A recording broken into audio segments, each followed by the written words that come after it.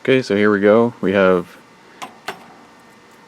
the circuit we just made with the two switches, and we just plugged it into this TRRS jack to breakout.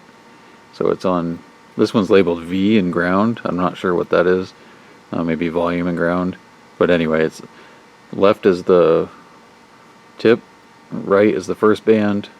So you want the second band, or the third band and fourth band. So those are your two wires, the yellow and the green, going over to here. So we have VemsTune running on my phone. Go to the first screen. Use the volume buttons. Plug this in, and right button changes screens, left button changes screens. So works perfect.